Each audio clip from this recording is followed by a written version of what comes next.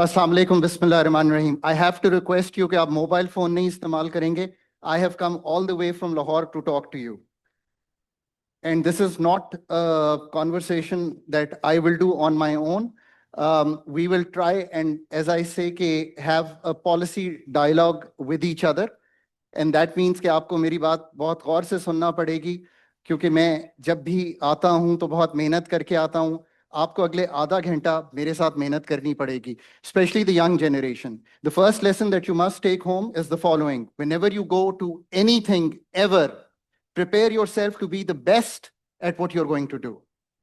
That's for the young generation. I've been in your place, some time ago, and you will see as we move along. और मैं ज्यादा गुफ्तगू उर्दू में ही करूंगा. So the first thing is कि हमें ये रियलाइज करना है कि कॉन्स्टलेशन इस वक्त क्या है. ऑफ कोर्स हम 10 मई करके आ रहे हैं. एक मिडल ईस्ट में हम इस वक्त इन्वॉल्व थे एक तस्वीर में. That's done good to Pakistan. जो डीप ड्राइवर्स हैं हम इसकी बात करेंगे. हम जो इस वक्त बजट FY27 है इसको एक और जाविये से देखने की कोशिश करेंगे, ताकि हम समझ सकें कि इसमें क्या ऐसी चीज है जो की जा सकती थी, या क्या ऐसी चीज है जो हुई है और हम उसको आगे बढ़ाने में कैसे चल सकते हैं. नेक्स्ट 5 इयर्स को मॉडल करेंगे, एक ग्रोथ मॉडल पे बात करेंगे, और पाकिस्तान का एक कॉम्पिटेंस मॉडल जो है उसको भी बिल्ड करने की कोशिश करेंगे. So that's our agenda for the next 30 minutes that you are with me. Pakistan एक IMF की एंगेजमेंट में है, इसमें कोई शक नहीं है. एक हार्ड वन मैक्रो स्टेबिलिटी है. इसका सादा मतलब जो है इज द फॉलोइंग कि अफराते ज़र कम हो गई है, कीमतें उस तरह नहीं बढ़ रही जो पहले बढ़ रही थी. बैरूनी खसारा संभल गया है. अंदरूनी खसारा बहुत से टैक्सेस लगाकर हमने संभाल लिया है. That's all that means. ये जो बार बार हम कहते हैं एक मैक्रो स्टेबिलिटी है, इसका यही मतलब है. पाकिस्तान का ब्रांड इस वक्त जो है, आई थिंक मैंने 78 साल में जितनी हिस्ट्री पढ़ी है, this is probably the best time for brand Pakistan. इसको मोनेटाइज कर लेना एक बिल्कुल फर्क बात है. दैट डजंट मीन कि हमने इससे कोई माली फायदा उठा लिया है या उठा सकते हैं. That's something totally different if we want to write that story. Pakistan एक रिलेटिवली पॉलिटिकल स्टेबिलिटी में है. इसमें भी दो आरा नहीं हो सकती. सारे इंस्टीट्यूशंस एक तरफ पुल कर रहे हैं, so you can call it relative political stability. मैं बहुत खुल के गुफ्तगू करने का आदी हूं, खुल के ही करूंगा. पाकिस्तान का जो एक ग्लोबल फ्रेमवर्क है वो एक AI प्रोडक्टिविटी रेवोल्यूशन है. पाकिस्तान उसका पार्ट नहीं है. पर यह भी याद रखिए कि 74% ऑफ ग्लोबल मार्केट जो है वो US मार्केट है. उसमें बहुत गुंजाइश है पाकिस्तान को सिलिकॉन वैली और जो IPOs आ रहे हैं उसमें पार्टिसिपेट करने का. That's the new economy that we need to become part of, that we are not. ये हर वक्त जो गुफ्तगू बिजली कम कर दो, ये कर दो, you have to get out of this गुफ्तगू. ठीक. और आखिरी बात यह है कि हमने अभी डिफेंस पैक्ट फॉर एग्जांपल किया सऊदी अरेबिया के साथ. Defence tech, cyber resilience, autonomous systems, threat prediction, sovereign AI and tokenisation. That's future. इसको छोड़ नहीं सकते वरना आप पीछे रह जाएंगे. ये बिजली, पानी, टेक्सटाइल बेच बेच के हम जिंदगी नहीं चला सकते.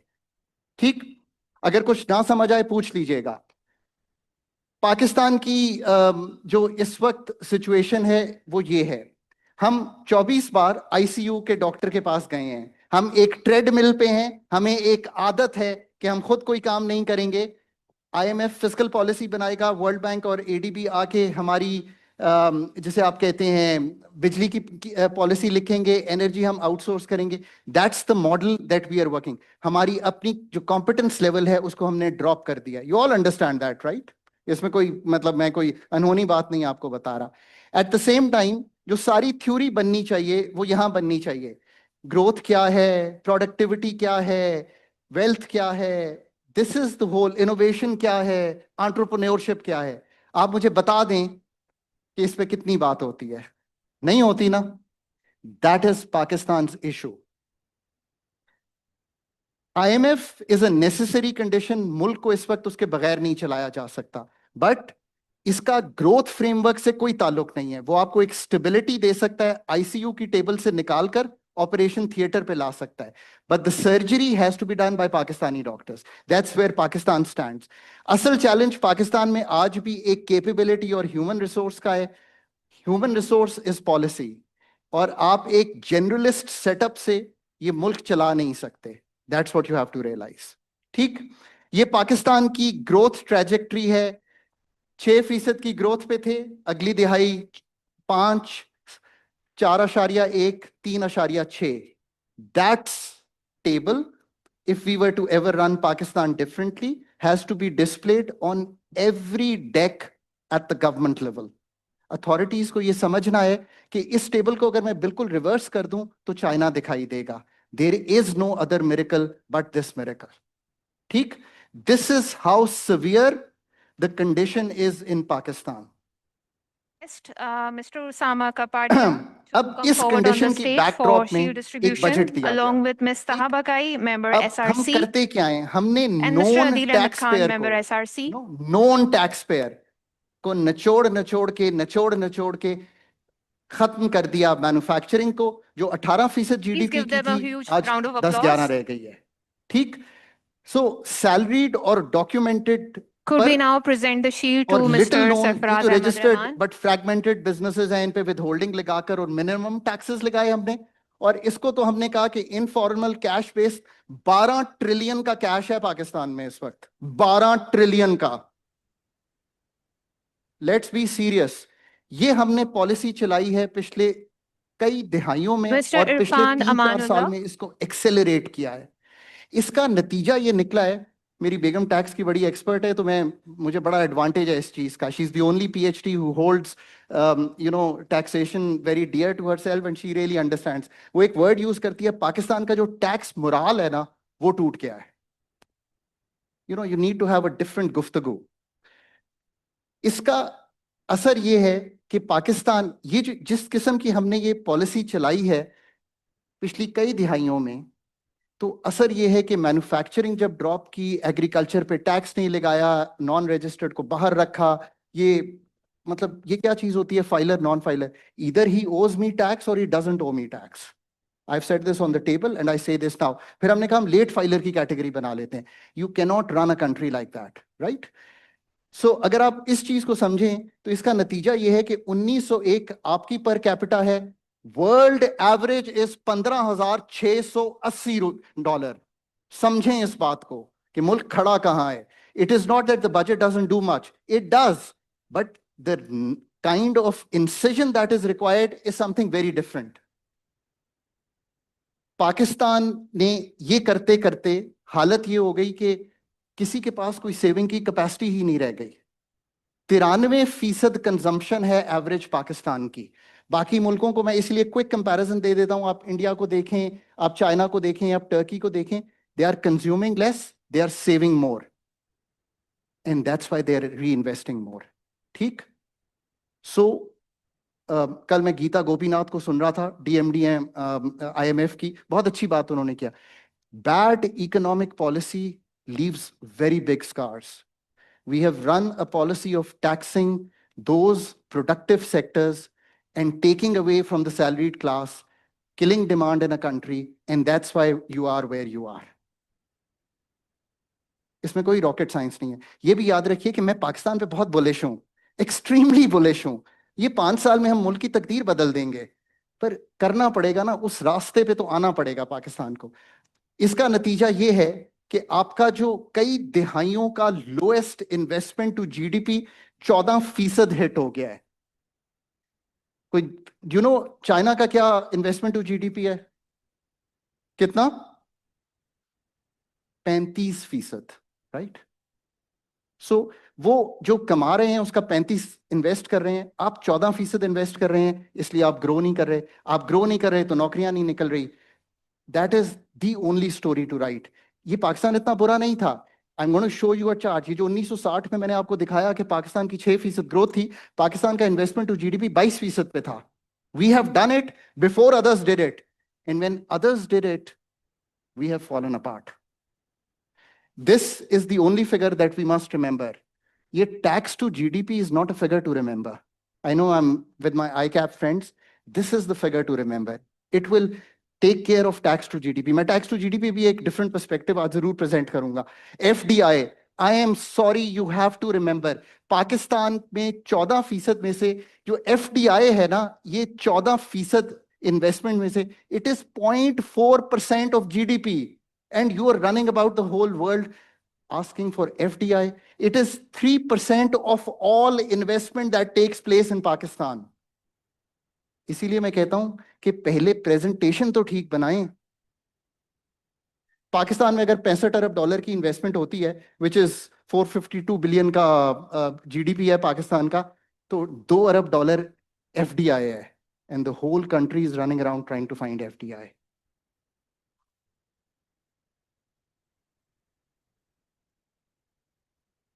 पाकिस्तान का सेविंग्स रेट, बिकॉज ऑब्वियसली आप कंज्यूम बहुत कर रहे हैं, has fallen down to 14%। That's why आप बाहर के लोगों से जाके पैसे मांगते हैं। इसका नतीजा क्या हुआ है? नतीजा वही है जो होना चाहिए था। पाकिस्तान का, जिसको हम कहते हैं जीडीपी ग्रोथ, वो चलें FY23 तो एक टर्बुलेंट ईयर था, otherwise has roamed about 2-3%, it's 3.7% this year. उसकी भी डेप्थ में जा सकते हैं। पाकिस्तान को नौकरियां निकालने के लिए 3 मिलियन नौकरियां चाहिए हर साल। 3 मिलियन लोग, ये जो बच्चे बच्चियां बैठे हैं, ये एंटर करेंगे जॉब मार्केट में। 30 लाख नौकरी निकालने के लिए पाकिस्तान को कम से कम 7% पे ग्रो करना चाहिए। हर 1% ग्रोथ 4 लाख नौकरियां निकालती है मुल्क में। इसलिए आप अगर FY24 में 1 million, 1.5 million, around 1.7 million, if that's your story, then joblessness बढ़नी चाहिए। इकोनॉमिक सर्वे ने एग्जैक्टली हमें यही नंबर बताया कि पाकिस्तान की जो पॉवर्टी हेड काउंट है वो 22% से बढ़ के 29% पे चला गया है पिछले 5 साल में। This is the story. इसी के ऊपर जाएं तो जो टैक्सेशन हमने किया ना, जो स्टेबलाइजेशन और हायर टैक्सेशन के गेन्स है, have not been shared equally. जो जीनी कोएफिशिएंट है, जो एक कहता है कि इक्वालिटी है कि नहीं है, वो अगर 0 हो तो you are very equal. You are at 28.4 in 2018, you've gone up to 32.7. ये बैकड्रॉप है of the policies that I said we started with, and इसके सामने आपने एक बजट प्रेजेंट करने जाना है। That's how we should frame the conversation. Pakistan की, क्योंकि हम खुद सेव नहीं करते, हम बोरो करते हैं।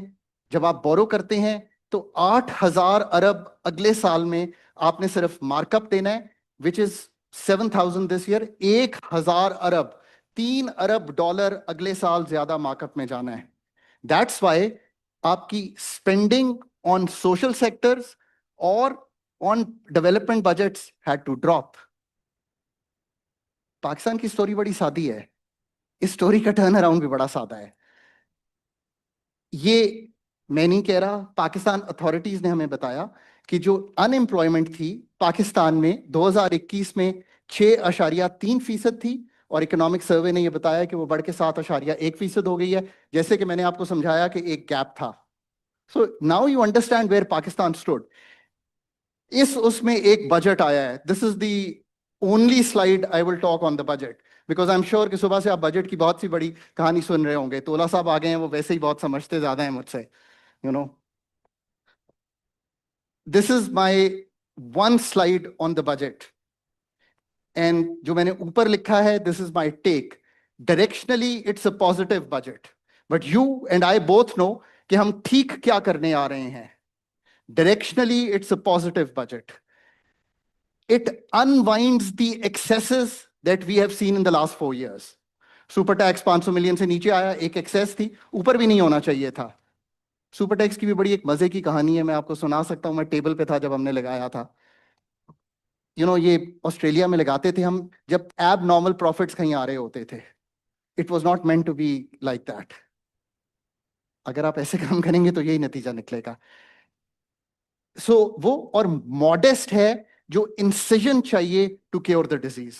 That's your budget. ठीक।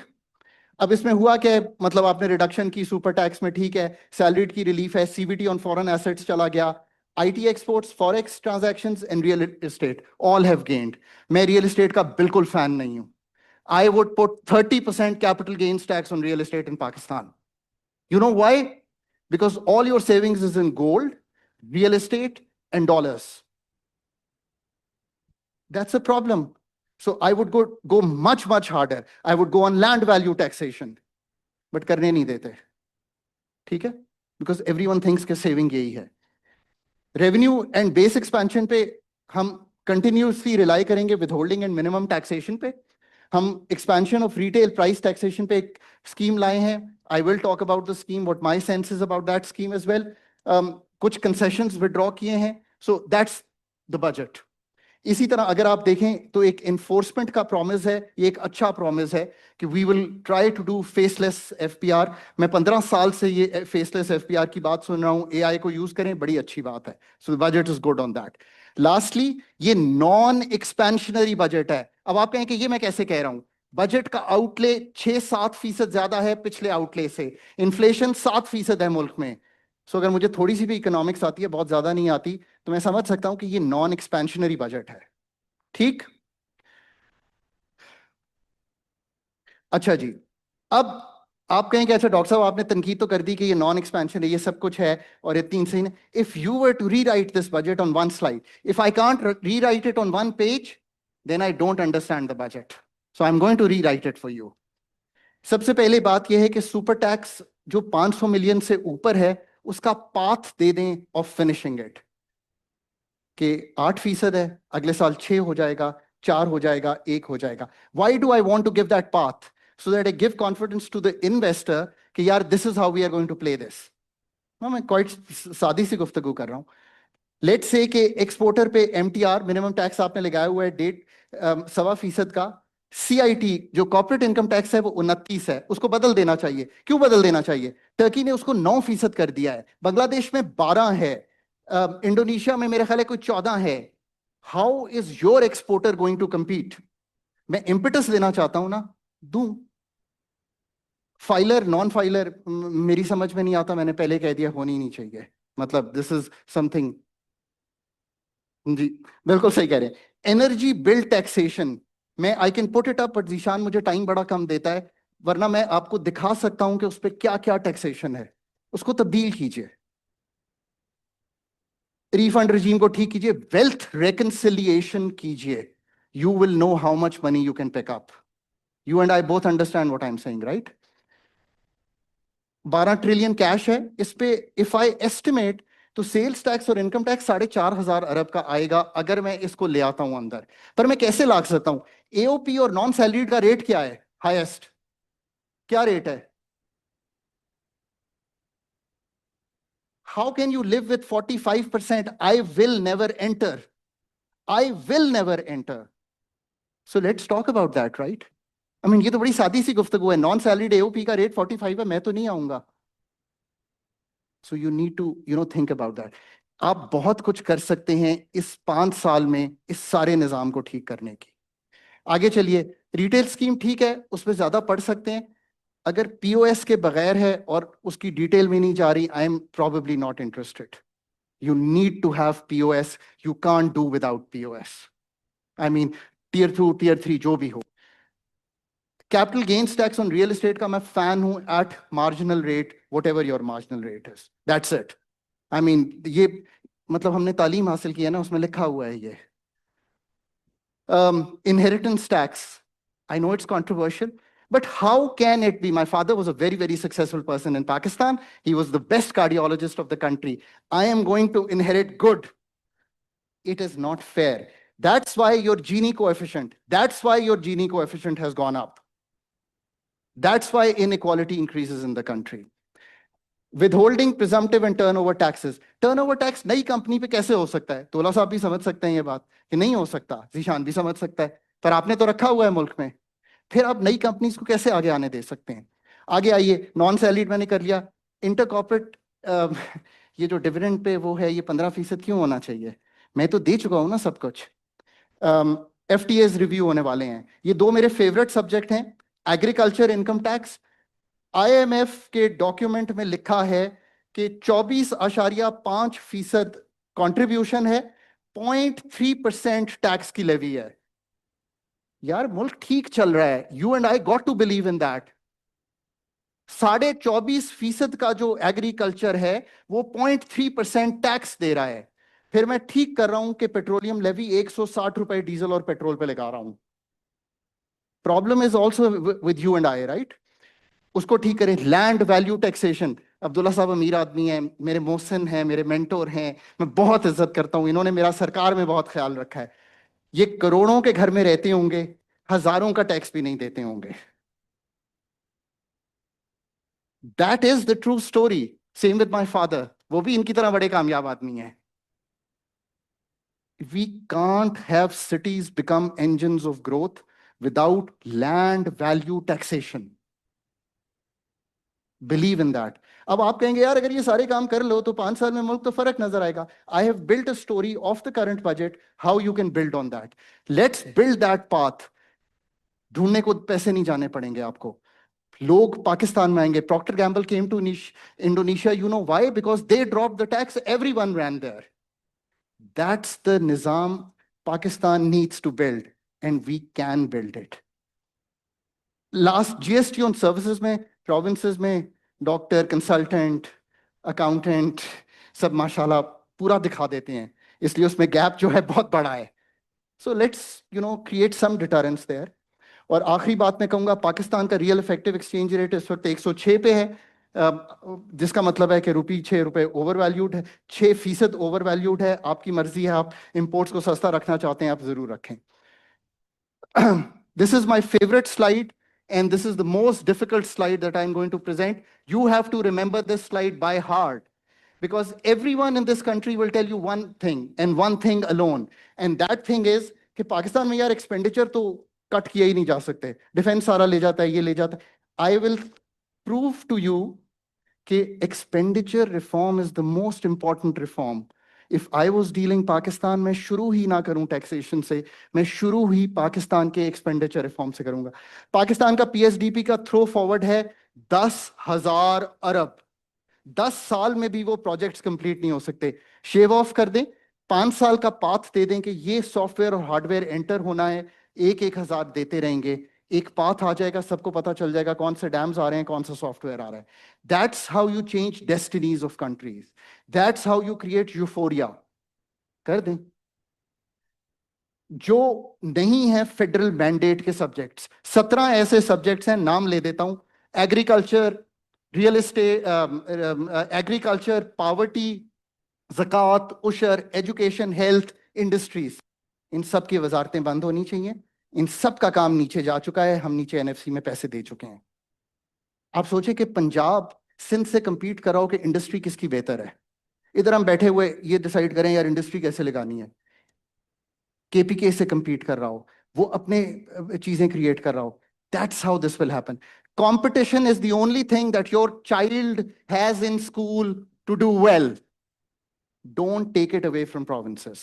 Let them do it. Now we are talking about a different Pakistan, right?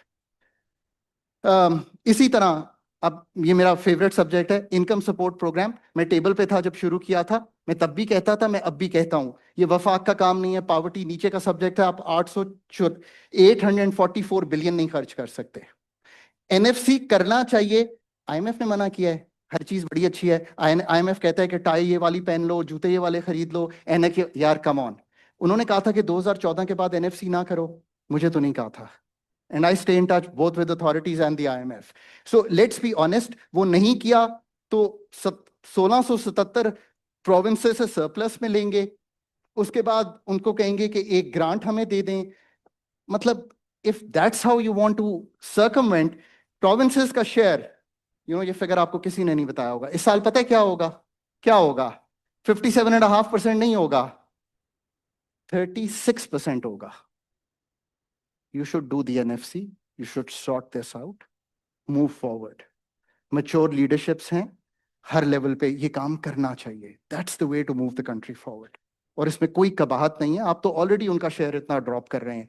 Provinces have been very kind. वफाक के साथ पुल अलॉन्ग किया। I'm very happy that they've, वरना 2200 अरब रुपए के नए टैक्सेस लगाना पड़ते मुल्क को चलाने के लिए। So good deed by provinces. But now the next step is to move on that. यार मतलब मोनेटाइज करें ना, मतलब जो लीकेज है वो दूर हो जाएगी। अब्दुल्ला साहब 22 ग्रेड के अफसर थे, इनको 25 लाख रुपया तनख्वाह दें, ये गाड़ी पे आए, रिक्शे पे आए, मर्सिडीज पे आए, इनकी मर्जी है। घर F63 में मत दें, उनको बेचें उन जगहों को. We need to move next step. We need to move to a modern economy where he gets paid, whatever he spends his money, that's his choice. That's how corruption खुद ही नीचे आ जाएगी. क्यों गाड़ी का बिल, ये बिल, मतलब all this will we will run out of it. आप कर लें. अब मैं आपको इतना बड़ा पब्लिक सेक्टर एक्सपेंडिचर रिफॉर्म दिखा रहा हूं, बिल्कुल ये सबसे ज्यादा स्पेस है इस वक्त करने की, but it's a difficult one to do. और माजरत के साथ there are no experts to do it in the country. So you have to get someone who really understands it. Monetization of pension, ये बात हो गई. Electricity subsidies जो हैं बिल्कुल उड़ा देनी चाहिए. Energy किसका सब्जेक्ट है? प्रोविंसेस का. आप 833 अरब रुपया डालेंगे, 833 अरब पावर सेक्टर में डालेंगे. आपकी मर्जी है, बट आई डोंट थिंक आपको डालना चाहिए. इसी तरह deregulate end to end food, जिस काम में नहीं है गवर्नमेंट. मेज बहुत अच्छी है, राइस बहुत अच्छी है, कॉटन और शुगर केन बार बार प्रॉब्लम आती है. एंड टू एंड इसको प्रॉपरली डीरेगुलेट करना पड़ेगा आपको. और उसकी सब्सिडीज में अभी भी पास्को की सब्सिडी रखी हुई है, उसमें से निकलना पड़ेगा आपको. And that's your story.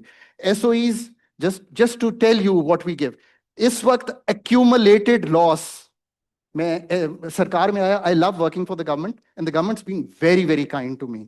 तो मैंने एक किताब लिखना शुरू की, एसओईज फेडरल फुटप्रिंट. अभी जो लास्ट किताब छपी है मैम, उसमें लिखा हुआ है कि accumulated losses of the federal SOEs $24.5 अरब. That's what you're trying to correct in this country. Grants, subsidies, equity, recapitalization loans, मतलब blah blah blah हमको क्या देते हैं. हम तकरीबन 43 डिविजन्स के साथ हुकूमत चला रहे हैं, 400 ऑटोनमस बॉडीज हैं. Make your choice. Make your choice. Debt की रीप्रोफाइलिंग होने वाली है पाकिस्तान में. इसका ये मतलब नहीं है कि मैं किसी को ये कहूंगा बाहर कि मैं पैसे नहीं दूंगा तेरे. मैं सिर्फ ये कह रहा हूं कि जो मैंने अगले साल वापस करना था वो मैं 5 साल बाद वापस करूंगा, मार्कअप दूंगा, सो दैट मुझे थोड़ी सी स्पेस मिले ये करने की. This is the biggest expenditure reform that I have put to you, that the country will ever see. Some day will come when we will do this. But what I have showed you in the first slides is the more you delay, the more scars you put on the economy. The quicker you do it, the better it is for the country. That's the take-home message. Authorities ठीक कह रही हैं, उन्होंने बहुत सा काम किया है. So let's look at that. मैंने जैसे कहा मालियाती खसारा वगैरह कम हो गया है, पीआईए बिक गई है, वेकेंट पोस्ट खत्म हो गई हैं, पेंशन पे कुछ काम हो रहा है. पावर सेक्टर को फिस्कलाइज कर दिया है, यानी कि हम बजट में से उसमें से पैसे दे रहे हैं. That's how the power sector is working. कोई खातिर खा तब्दीली नहीं है. बोर्ड्स चेंज हुए हैं. सबसे पहले इस मुल्क में आपको पता है बोर्ड्स किसने तब्दील किए थे? मैं सरकार में आया, मैं बहुत यंग था, 2008 की बात है. मैंने कहा कैबिनेट कमेटी ऑन रीस्ट्रक्चरिंग बननी चाहिए, नए नए बोर्ड आने चाहिए. सिंध क्लब, पंजाब क्लब, जिमखाना के सारे मेंबर्स डाल दिए. नतीजा ये है कि $24.5 अरब का नुकसान खड़ा कर दिया. Partly responsible for this. 1% अगर मेरा ना लगाओ तो मेरा 1% का इंटरेस्ट नहीं होता कि वो चीज ठीक हो. You need to sell these things. Bank बेचे हैं, बेहतर है. टेलीकॉम बेचा है, बेहतर है. बहुत बड़ा टैक्स भी उठाते हैं उससे. So, but this is Panda Eurobond हो गया है, IT exports बेहतर हैं, port clearance improved है. This is generally the agenda that the authorities have worked over the last few years. Let's give them credit for that. अब जो आखिरी 5 minute हैं ज़ीशान, मुझे देखना रहा हो, उसमें हम ये करेंगे कि ग्रोथ मॉडल क्या होना चाहिए अगर हमने डिफरेंट स्टोरी लिखनी है. तो I am going to present to you a growth model and end with a competence model. The growth model is कि macro stability तो आ गई. Export competitiveness, जो industrial upgradation and diversification है, that's a very very different thing. जो modern logistics है, वो rail freight पे base होनी है. That's a very very different thing. जो हमने इस वक्त अपनी regulatory burden डाला हुआ है, that's a very heavy burden. That's a very different thing. इसी तरह जो हमने regional economic integration, Iran, CAR countries, Arabian Sea, ये करनी है, that's a very different. This is a growth model. This is the beginning of a growth model. The long term only depends अगर हम productivity build कर सकें. शुरू करने के लिए दूसरी जो कंपेटिटिव मॉडल है, IMF से ये हजरात आते हैं, खवातीन भी आती हैं, मतलब नॉट ओनली हजरात आते हैं, macro economist, fiscal, legal and sector expert, सबके पास मेरी ही यूनिवर्सिटी से PhDs हैं. You need to put that team together if you need a better program. That's it. ये पाकिस्तान का competitive model है. पाकिस्तान ने अगले 5 साल में ये पेमेंट्स करनी है। अब मैं आपको ये भी दिखा दूंगा कि अगर आप एज इज करेंगे तो आप 5 साल बाद मुझे बुला लीजिएगा दोबारा, Zeeshan, then you'd have to send me a ticket from abroad. Okay, this is how the country will look. एक बलून पेमेंट आएगी 2028 में तकरीबन 30 अरब डॉलर की। You will find it difficult to handle without a new IMF programme. Okay, Pakistan की जो बिल्कुल कोई कहता है कि 60 अरब डॉलर एक्सपोर्ट हो जाएगी, मुझे नहीं समझ आता, क्योंकि हुकूमत ने खुद ये कहा है कि ये 32 अरब डॉलर अगले साल होगी। IMF कह रहा है कि शायद आप इसको 35 तक खींच दें। ठीक है, this is your gap. This is pretty much a forward looking model, a 4 equation model that the IMF folks have used, and this is the result.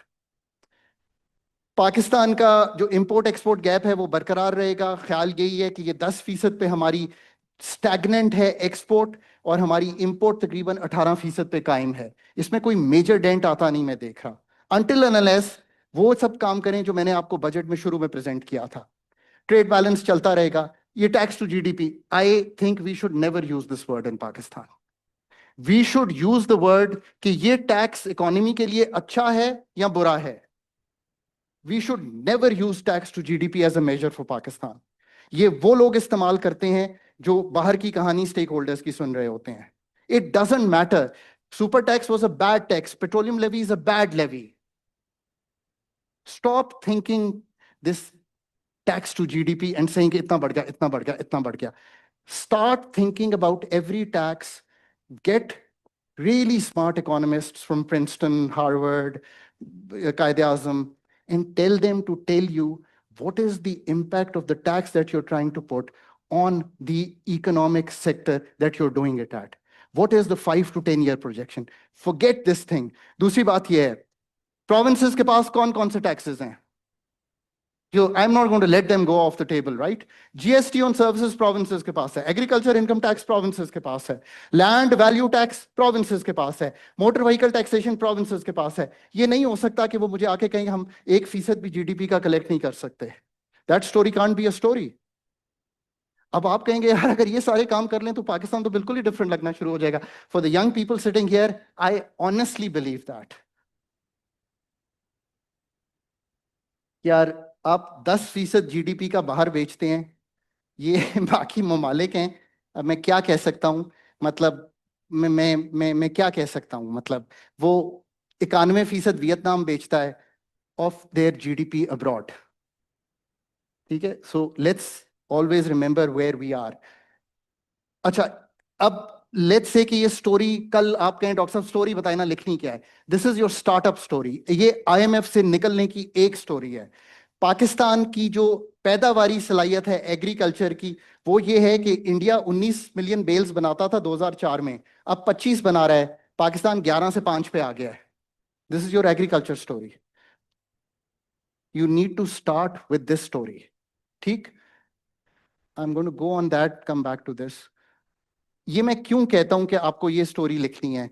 Pakistan का जो फूड एक्सपोर्ट्स है वो 6 अरब डॉलर है, और पाकिस्तान का फूड इंपोर्ट 10 अरब dollar है। ये 4 अरब dollar का गैप है, ये करंट अकाउंट का प्रॉब्लम है। इसको अगले 2 साल में जीरो कर दें, you'll get out of IMF। अगर one liner out of IMF है तो वो यही है। इसके लिए you need to really build an ecosystem which federal government ने नहीं बिल्ड करना। That you have to remember. I am never going to buy that. It is the subject which is with the provinces. The provinces have to build that system. The provinces have to compete. You know, they have to take hold. But this is your growth model of the agriculture. Someday, when we talk about growth, you can call me and I can go through this. We'll try to conclude now. The idea is that growth and stabilization are two different things. Pakistan की growth is a process. It's also, ये 4 5 6 का number नहीं है, it is a process. जिस मुल्क का HDI बहुत कमजोर हो तो लॉन्ग टर्म ग्रोथ शायद बिल्ड नहीं की जा सकेगी। So again the provinces have to take. So planning commission को क्या होना चाहिए? Thinking commission, not a project commission. It should be a thinking commission. So institutional modelling करनी पड़ेगी। then you start thinking about these subjects rather than just thinking growth का number 4%, 5%. I'm not interested in those numbers that much. ठीक. और पाकिस्तान की state capability, ये last जो है ना, एक बहुत बड़ा कंस्ट्रेंट है into what we want to do. So करना क्या है? As very smart economist says about Pakistan, you need to close the capability gap. You need to appoint high caliber, technical, strong people at, 5 million ki salaries, 10 million ki salaries a month. But you then need to give them the leeway to play this out. You need to really upgrade the decision making by a robust data architecture. मैंने आपको जो बात भी की है, मैंने दुनिया के भी नंबर दिखाए हैं, पाकिस्तान के भी दिखाए हैं. You need to have robust data architecture. ये प्रेजेंटेशन मैंने कई महीनों पे बिल्ड की है और उसको मैं अपग्रेड करता रहता हूं हर वक्त. कल पूरी रात, I am being honest with you, आपके पास आने से पहले 12 घंटे मैंने इस पे काम किया है. आपका ख्याल है कि कोई प्राइम, अब मैं क्या मतलब, चलें छोड़ें. Strengthen domestic analytical capability. Thank you. And technocratic-led governance in some areas, and I'll name those areas also. देखिए, जो हमारी इस वक्त इन्वेस्टमेंट का फ्रेमवर्क है, 80% बोरोवर स्टेट है, तो आप क्राउड इन नहीं कर पा रहे प्राइवेट इन्वेस्टमेंट. इसी तरह आप जो हमारे इंसेंटिव्स हैं, जैसे मैंने कहा कि मैं रियल एस्टेट से, गोल्ड से पैसे कैसे निकालूंगा और कैसे लाऊंगा, that's what you have to be thinking, not tax to GDP ratio. And then in the end you have to make sure कि जो फर्म्स हैं ये स्केल अप क्यों नहीं होती पाकिस्तान में. Here's the thesis for the next PhD. Why can't we scale up firms in Pakistan? Why can't we create Tatas and Birlas and Telstras and BHPs of Australia, or SpaceX? Why? What is holding them back? It's not only about the public sector. Supply side के deep reforms हैं, जैसे मैंने agriculture में कहा, इसी तरह बाकियों में भी हमें वही रिफॉर्म्स करने पड़ेंगे. फिक्स द एक्सटर्नल, जो आपकी रेमिटेंसेस आती है ना, इनको एक थ्योरी ये है कि चले मान लेता हूं कि ये आती हैं इसके बगैर मुल्क, इनको थोड़ा सा आपको स्टरलाइज करके इस्तेमाल करना पड़ेगा कहीं और. So this is the kind of growth model that you need to pick up. ये हमने कर लिया है. This is my favourite slide. If I can't explain Pakistan's energy architecture ki tanzeem-e-nau in one slide, then I don't know the Pakistan energy architecture. You need to have a professional and a synergistic energy ministry, not 4 divisions, one energy ministry led by professionals, because वो subject उस चीज का है. There is no way out of this. You need to have one regulator called the Pakistan Energy Regulator. जब तक आप ये changes नहीं करेंगे, आप जितना मर्जी मुझे 5 साल बाद बुला लीजिएगा, मैं सर्कुलर डेट का बढ़ा हुआ नंबर दे दूंगा आपको. मार्केट मेकर, ये एक्सपर्टीज पाकिस्तान में नहीं है. अगर जीशान मुझे कहे यार you're a really good guy, I am going to ask government to appoint you chairman NEPRA, I will refuse. I don't have that expertise. I don't. No one in Pakistan does. Market making, regulatory work is very, very technical work. Pakistan nascent है, you need to tap. पूरे tariff की regime को ठीक करना है, कोई कर नहीं पा रहा. इसी तरह ट्रांसमिशन के बहुत कंस्ट्रेंट है. 2400 मेगावाट तोला साहब के पास बिजली है साउथ में, 14 रुपए की बनती है, अपस्ट्रीम आ नहीं सकती. Planning. So you need a very very technical ministry. आखिरी बात यह है कि कॉर्पोरेट रीऑर्गेनाइजेशन का मतलब है कि पाकिस्तान की नेशनल इलेक्ट्रिसिटी मार्केट कैसे वर्क करेगी, चाहे वो पब्लिक सेक्टर में हो या प्राइवेट सेक्टर में हो. That's a secondary debate.